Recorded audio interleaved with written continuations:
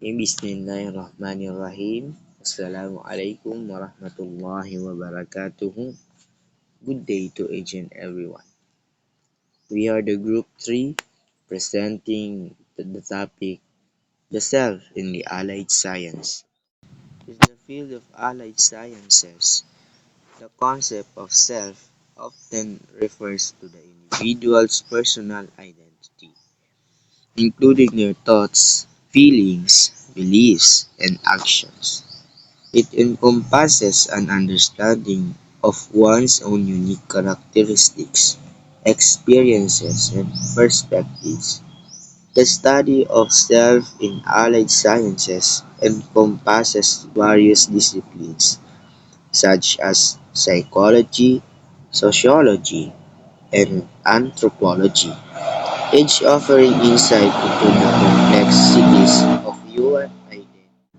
The field of allied science ay nakafocus sa bawat indibidwal, gaya lamang ng kanilang naiisip, nararamdaman, paniniwala at mga gawi o kilos ng isang tao. Ito rin ay sumasaklaw sa pag-iintindi ng kanya-kanyang katangian, pagkakakilanlan, karanasan, pananaw, na sinasaklaw ng iba't ibang karunungan gaya na lamang ng psychology, sociology, at anthropology na nagbibigay kalinawan sa mga kalituhan sa kanilang katauhan at pag-uugali. Other group member will tackle how the science related to ourselves in psychology, sociology, and anthropology. Alaikum and good day everyone. So my topic for today is the self in allied sciences in psychology. The self is central topic in psychology, encompassing self-awareness, self-concept, self-esteem, and identity. It is studies from various perspectives in allied sciences like sociology, anthropology, neuroscience, and philosophy, focusing on how individuals perceive and think about themselves. Psychology is the study of mind and behavior. In this field, ang self is known as the central topic that explores how individuals perceive, kung paano mag-isip at kung paano pakiramdaman ng bawat isa ang sarili nila. Ngayon, i-discuss ko sa inyo ang ilang aspects including self-awareness, self-concept, self-esteem, and identity, which are all beneficial when talking about self. So number 1, we have self-awareness. Self-awareness is the ability to identify as an individual. Studies in psychology through cognitive and developmental perspective. Cognitive psychologists study how the brain processes self-related information, while developmental psychologists examine how self-awareness develops in children. Ang self-awareness naman ay tumutukoy sa pagkakakilala mo sa sarili mo. How are you being aware of yourself? Kung paano ka makisalamuha? How you solve problems? Minsan may mga taong hindi sila aware sa sarili nila. Number 2, self-concept. Self-concept is the belief system individuals have about themselves, including traits, abilities, values, and rules. It is closely linked to social psychology, which examines how social interactions, group dynamics, and cultural context shape our self-concept. Individualistic and collectivist culture can influence self-definition differently. Ang self-concept naman ay tumutukoy sa mga beliefs, perception, and knowledge ng isang tao tungkol sa sarili nila. Kasama na dito ang kanilang traits, abilities, and values na in which for some instance people define themselves depende sa kung anong culture ang kinakabilangan nila or kinalakihan nila. Number 3, we have self-esteem. Self-esteem is the self-concept's evaluation of one's value, often linked to psychological well-being and mental health. Clinical psychologists study the impact on disorders like depression and anxiety, while social psychologists examine how social comparison and experiences influence self-esteem. Ang self-esteem naman ay tumutukoy sa kung ano yung opinion ng isang tao tungkol sa sarili nila, how they look their self, kung saan minsan naapektuhan ang kanilang mga ugali, their motivation, and lalo na ang kanilang mental health. As we are aware, di ba may mga taong mababa ang self-esteem nila or mababa yung confidence nila, and that is because of iba yung tingin nila sa sarili nila or minsan mababa yung tingin nila sa sarili nila. Four is identity. Identity in psychology encompasses personal and social traits influenced by social structures, norms, and rules. It overlaps with fields like sociology and anthropology, which examine how different cultures and societies shape identity.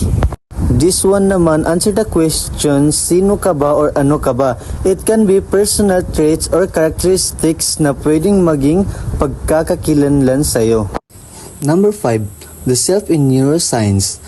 Neuroscience investigates the biological aspect of the self by studying brain structures and function involved in self-referential thinking, decision-making, and consciousness using brain imaging data to identify neural circuit activation. The self in neuroscience, in simple words, neuroscience studies how brain works para maintindihan ang self o pagkakakilanlan natin. Scientists use brain imaging para makita kung aling parte ng brain ng isang tao ang responsible sa mga bagay, for instance, in decision making at pag-iisip tungkol sa sarili. Kumbaga, in neuroscience, more on specific process ang ginagawa dito. Number 6, philosophical perspective on the self. Philosophy explores self-nature, consciousness, identity, and mind-body connection, often used in psychological studies to understand individuals' experiences and continuity over time. Means, the philosophy tries to understand the nature of the self, like paano tayo naging aware, our identity, and how our mind and body are connected. Madalas itong ginagamit sa psychology para mas maintindihan ang mga karanasan ng tao and how people experience life and stay the same over time. Conclusion, the self in psychology is a complex concept that combines insight from various allied sciences including cognitive, social, culture, and biological aspects to provide a comprehensive understanding of self-awareness and self-reflection, contributing to a more comprehensive understanding. In summary, based on what I have tackled earlier, ang self sa psychology is a complex concept, or let's say a complicated concept.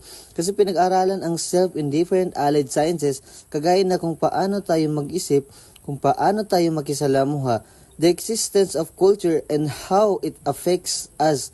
Ginagamit lahat ng ito para mas maintindihan natin ang sinasabing self-awareness and self-reflection, because those mentioned allied are factors kung bakit ganito ganyan ang isang tao.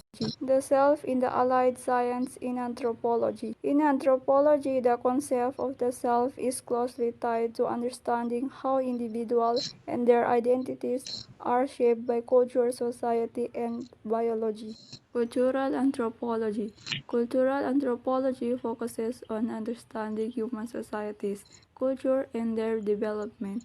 In this context, the self is understood as a social construct, heavily influenced by cultural norms, values, and practices.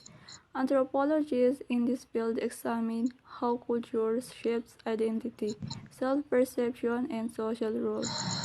Ito ay kung paano naapektuhan ng mga salik kultural tulad ng mga tradisyon, ritual, paniniwala at mga tungkulin panlipunan, ang pagkakakilanlan at konsepto ng sarili sa isang tao. Archaeology.